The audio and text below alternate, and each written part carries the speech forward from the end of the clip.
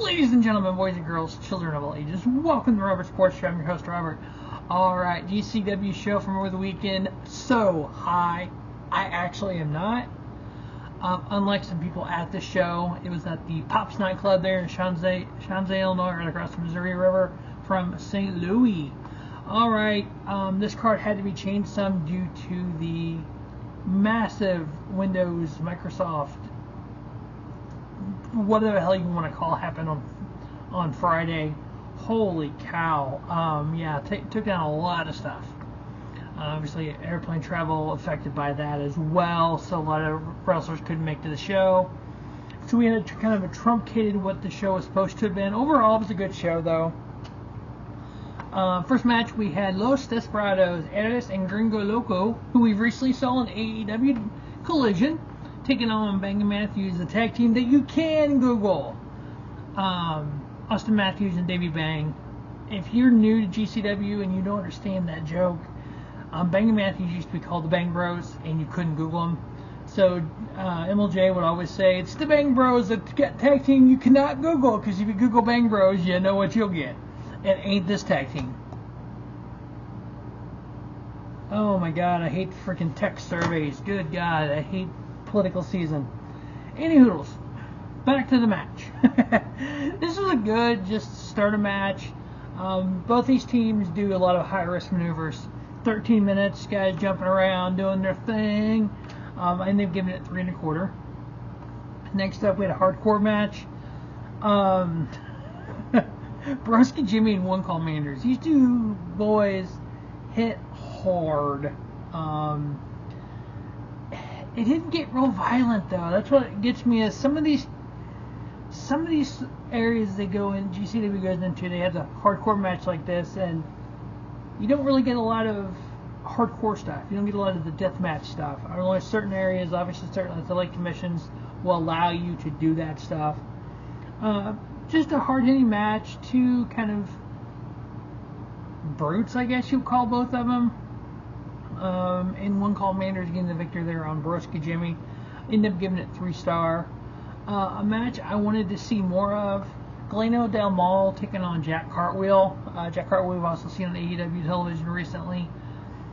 These two high-risk maneuvers, Lucha Libre style. Galeno Del Mal is a little bit bigger than a normal luchador, which makes what he does just awesome.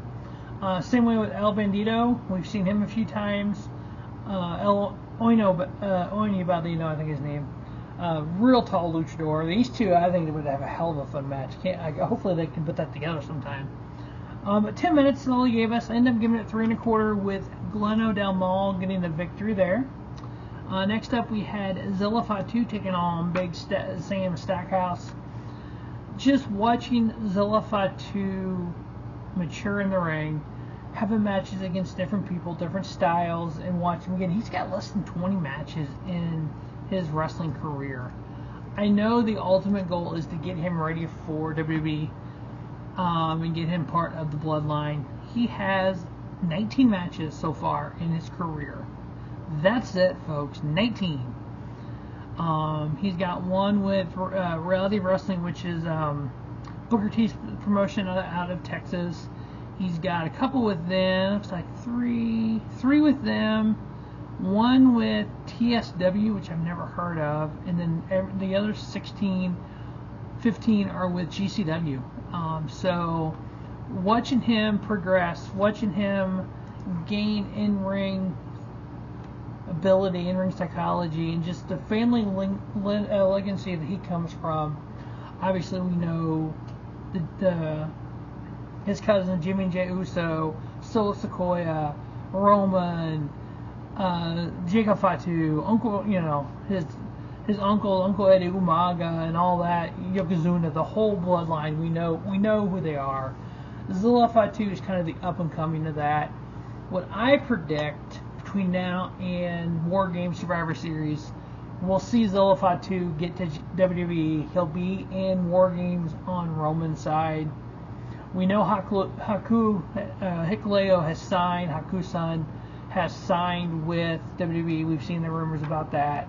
He is Tamalonga and Tangaloa, their brother. So there's 3 of them with Jacob Fatu, with Stola Sequoia, those 5 against Roman, Jimmy, Jay, Zilla, Fatu. I'm assuming they'll probably put Sami Zayn into that mix.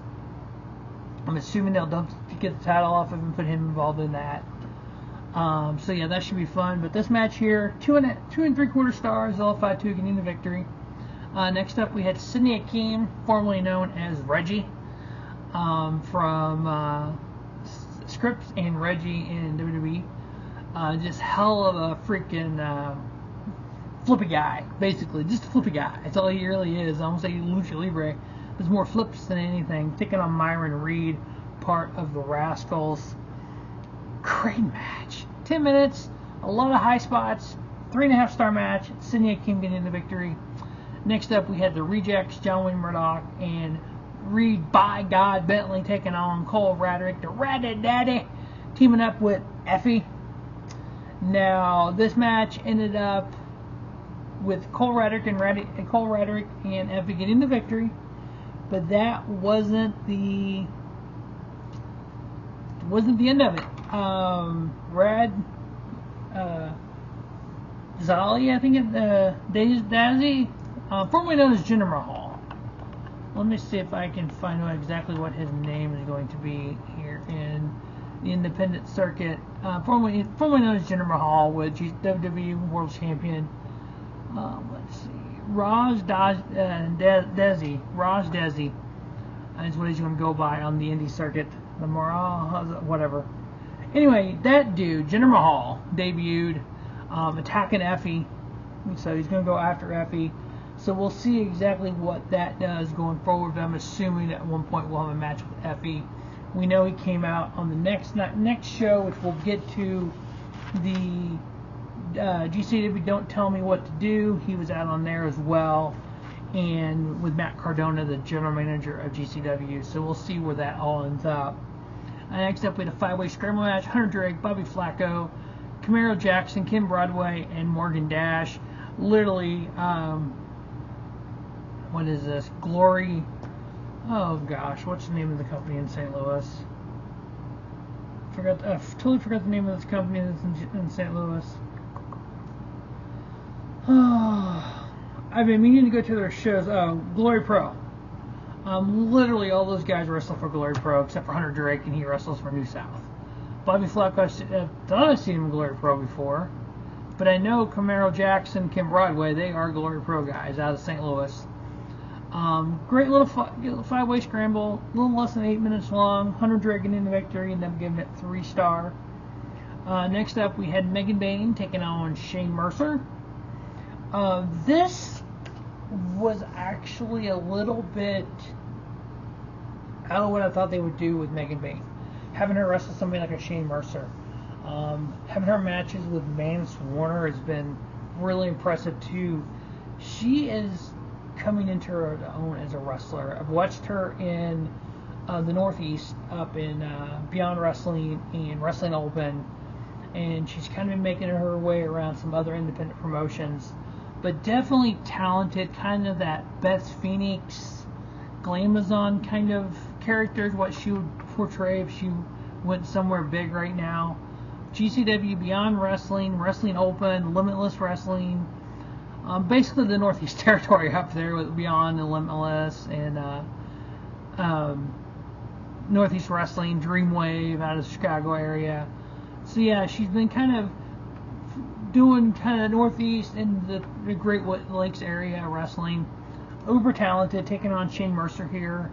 Both pretty powerful. 3-star match with Megan Bayne getting the victory.